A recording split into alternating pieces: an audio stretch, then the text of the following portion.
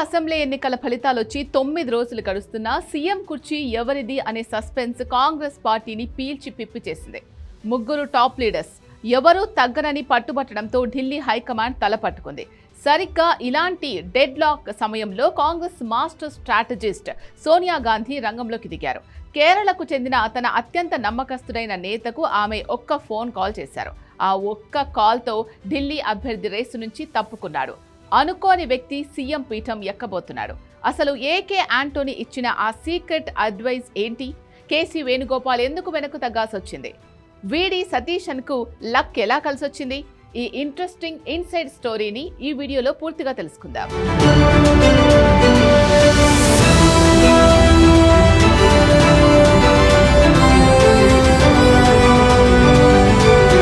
కేరళలో కాంగ్రెస్ కూటమి విజయం సాధించిన తర్వాత సీఎం ఎంపిక కాంగ్రెస్ కు పెద్ద అగ్ని పరీక్షగా మారింది.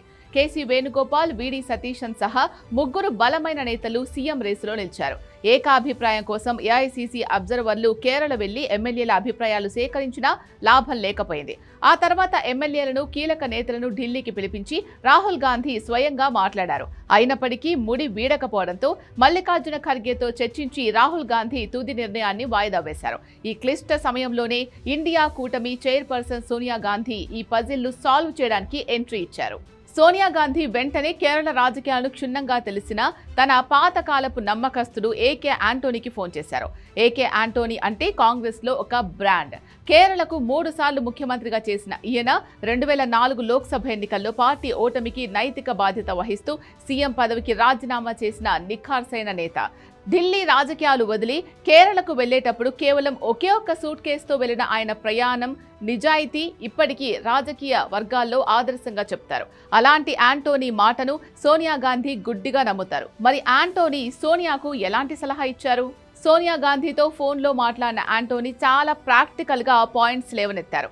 ఒకవేళ ఢిల్లీలో కీలక పాత్రలో ఉన్న కేసీ వేణుగోపాల్ను కేరళ సీఎం చేస్తే ఆయన ప్రస్తుతం ఎంపీ కాబట్టి ఆ పార్లమెంటు స్థానానికి ఉప ఎన్నిక వస్తుంది. అలాగే ఆయన కేరళ అసెంబ్లీకి ఎన్నికవ్వాలి కాబట్టి మరో సిట్టింగ్ ఎమ్మెల్యే రాజీనామా చేయాల్సి వస్తుంది. అంటే ఒకేసారి 2 ఉప ఎన్నికలు వస్తాయి. ఇప్పుడే సాధారణ ఎన్నికలు ముగిశాయి. ఈ టైంలో రిస్క్ తీసుకుని ఉప ఎన్నికలకు వెళ్లడం పార్టీకి మంచిది కాదని ఆంటోనీ హెచ్చరించారు. పైగా కేరళ ప్రజలు, కాంగ్రెస్ మిత్రపక్షాలు కూడా లోకల్ లీడర్ అయిన వీడి సతీషన్ వైపు మొగ్గు చూపుతున్నారని, ఢిల్లీ నుంచి అభ్యర్థిని రుద్దడం కరెక్ట్ కాదని స్పష్టం చేశారు. ఆంటోనీ వివరణతో సోనియా గాంధీ మైండ్ పూర్తిగా మారిపోయింది. వెంటనే రాహుల్, ప్రియాంక గాంధీలు కేసీ వేణుగోపాల్తో మాట్లాడి ఆయనను ఢిల్లీలోనే కొనసాగాల్సిందిగా కోరారు. అలా కేరళ ముఖ్యమంత్రిగా వీడి సతీషన్ పేరు ఖరారైంది. మే 18న ఆయన కేరళ నూతన ముఖ్యమంత్రిగా ప్రమాణ స్వీకారం చేయబోతున్నారు.